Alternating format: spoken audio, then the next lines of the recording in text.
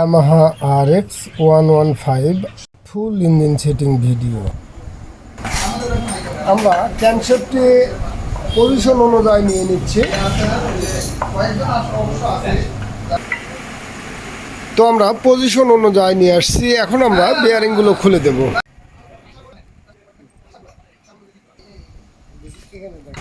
এখানে যে বলটা দেওয়া আছে এটা নিউট্রাল পজিশনের জন্য কাজ করে গিয়ার বক্সের এই জায়গায়। এটা হলো নিউট্রাল সুইচে, আর এই জায়গায় হচ্ছে নিউট্রাল পজিশন, অর্থাৎ যখন হচ্ছে নিউট্রাল হয় তখন এই পজিশনটা ঠিক এই বলের এখানে আসে। এখানে কিন্তু অনেক সময় কম বেশ করা লাগতে পারে।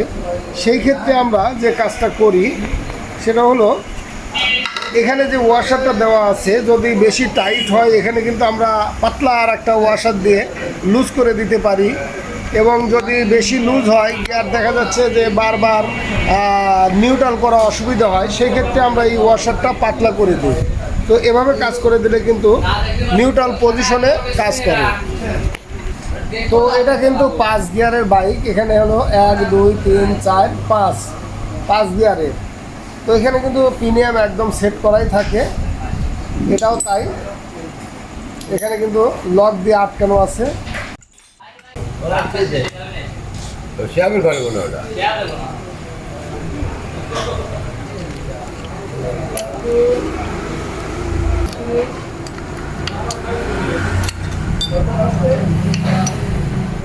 কিন্তু 6304 এই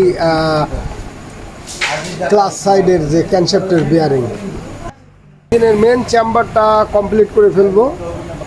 তো এখানে বিয়ারিং সেটিং হবে 6304।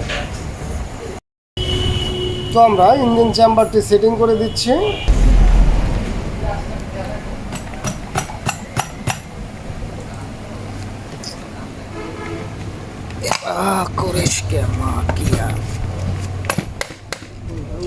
ওই মনে থেকে দুটো বোল্ট লাগাই দিলে ক্লিয়ার হবে। তো এখন আমরা এই পৃষ্ঠের বোল্টগুলো লাগিয়ে দিয়ে বাকি কাজগুলো অপোজিটের যেগুলো ক্লাস সাইডের এগুলো আমরা কাজ করে দেবো। এগুলো আগে আমরা নাট বোল্টগুলো সেটিং করে নিই। এখন বুশটাকে দিয়ে দেবো।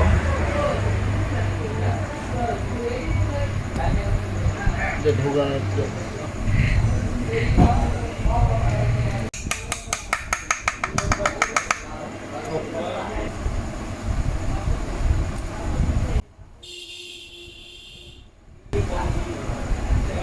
তো এখানে আমরা ক্লাচ বাটিটাও সেট করে দিচ্ছি। এখানে কিন্তু নিচে একটা মোটা ওয়াশার আর উপরে যেটা থাকবে এটা কিন্তু একটু পাতলা ওয়াশার হয় ক্লাচ বাটির উপরে, এই যে এখানে।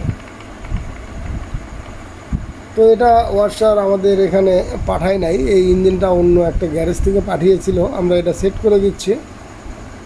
তো ওয়াশারটা লাগবে। এছাড়া এখানে আরপিএম মিটার প্রিমিয়াম লাগবে, এই প্রিমিয়ামটাও দেয়নি, এটাও আমাদের নিয়ে আসান লাগবে। যে জায়গায় খুলেছিল ওখানেই হয়তো রয়ে গেছে। তো আমরা নিচে একটা ইনশাটার দিয়ে নিলাম। অনেক সময় ইনশাটার কিন্তু যদি মোটা হয় তাহলে কিন্তু এরকম শিরিষ কাগজের উপরে আমরা ইনশাটারটা ঘষে একটু পাতলা করে নেব। এটা ওয়ার্কশপে যেটা হচ্ছে সিলিন্ডার পালিশ করে এই আমেরই। এছাড়া আমরা রিং সেটিংয়ের পূর্বে রিংয়ের মাপটা দেখে নেব অ্যাকুরেট আছে কিনা। অনেক সময় রিং যদি ওভার থাকে সেই ক্ষেত্রে কিন্তু আমাদের রিংয়ের মাথাটা একটু কেটে দিতে হয়। তো এটা ঠিক আছে, অসুবিধা নেই। তো আমরা এভাবে রিং সেটিং করে দেব। ফুল এভাবে আমরা রিংটা সেটিং করার পরে আমরা দেখব যে সঠিকভাবে রিংটা আপ ডাউন করে কিনা। অনেক সময় রিং ইনশাটার যদি কাজ না করে অর্থাৎ বেঁধে থাকে তখন কিন্তু এই রিংয়ে কাজ করে না। তো এটার কিন্তু ঠিক আছে, আমরা ইনশাটার ঘষে নিয়েছি। এরপরে আমরা উপরের সাইডের রিংটা লাগিয়ে দিয়ে সিলিন্ডারের সঙ্গে সেটিং করব। তো ঠিক একই প্রসেসে দুটো রিং কিন্তু আমরা সেটিং করব। এরকম হয়ে গেল। এখানে পিস্টনের জায়গায় কিন্তু রিংয়ের গ্রুপ আছে দুটা, এই দুটো কিন্তু ইনসাইড মানে উপরের সাইডে থাকবে এরকম। তো এখানে সিলিন্ডারটা আমরা একদম ক্লিয়ার করার পরে কাজ করব।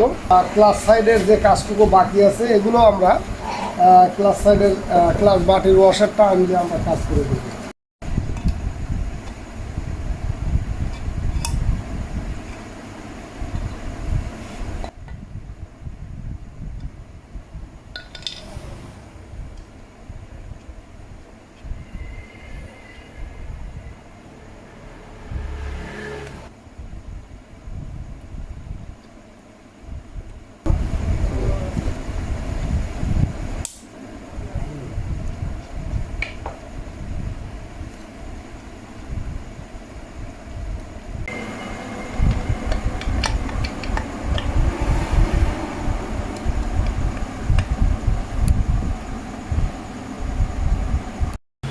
Yamaha 2 stroke bike. তো এই বাইকের কিকার স্প্রিং যেভাবে কাজ করে, এখানে কিন্তু উপরের যে কিকার স্প্রিং এটা কিন্তু ঠিক এইভাবে কিকারকে আবার জায়গা মতো নিয়ে যায়, কিন্তু এখানে যে ভূমিকাটা রাখে সেটা হলো নিচের যে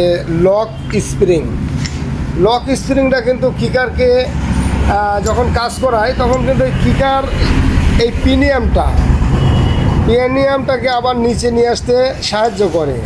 তো এই স্প্রিংটা যখন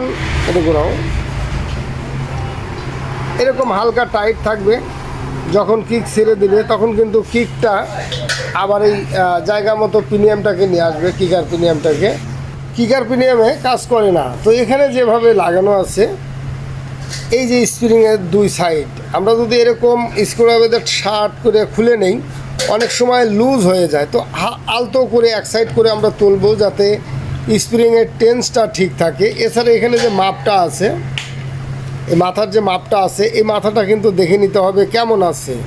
ঠিক এরকম থাকবে। এই মাথাটা কিন্তু অরিজিনাল যেভাবে কাজ করে সেটা হলো এখানে যে স্থান করা আছে এটার, তো এটা কিন্তু এই জায়গায় আপ ডাউন করবে। কিক দেওয়ার সাথে সাথে এটা উঠে আসবে, আবার কিক ছেড়ে দিলে আবার নিচের দিকে চলে যাবে।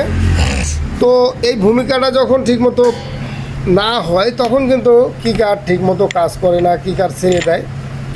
আর যদি এটা টাইট করে দেই বা আমরা আরও যে কাজগুলো করি নিচে ঝালাই করে মাথা বড় করে দেই, অনেক সময় এটার প্রয়োজন নাই যদি ভালো থাকে। তো ঠিক এরকম কিকার উঠবে আবার নামে যাবে, অর্থাৎ কিকারের এই প্রিমিয়ামের সঙ্গে কাজ করবে, কিক দেওয়ার সাথে সাথে আবার নেমে যাবে। তো এখানে আরেকটা যে ভূমিকা রয়ে গেছে সেটা হলো এই কিকারের এখানে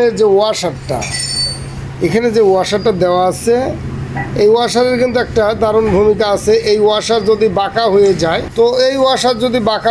এই ওয়াশার যদি পাতলা হয় সেই ক্ষেত্রেও কিন্তু কিকারে প্রবলেম দেখা দেয়। তো এগুলো কিন্তু দেখে কাজ করতে হবে। এটা কিন্তু কিকার এইদিকে আসার পরে এখানে কিন্তু যে লক আছে, লকে যায় বাঁধবে এবং এই ওয়াশারটা কিন্তু সাপোর্ট করবে।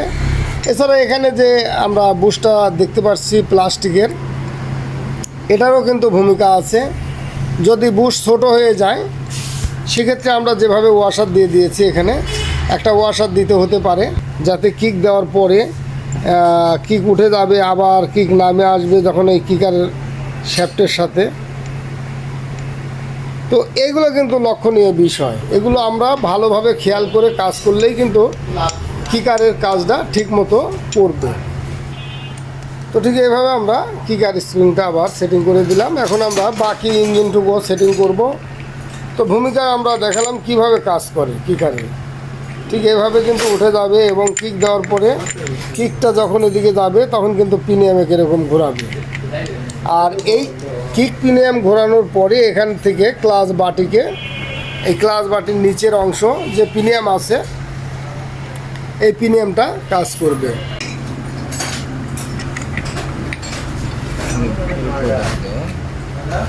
তো এখানে কিন্তু আমাদের দেখতে হবে ঠিক মতো একের সঙ্গে আর একের সম্পর্ক ঠিক আছে কিনা, এটা কিন্তু দেখে কাজ করলেই হবে। তো যেভাবে আমরা দেখালাম এভাবে কাজ করলেই হবে। তো ঠিক এভাবে এটা একটু চাপ দিতে হবে, লাগবে। তো ঠিক আছে।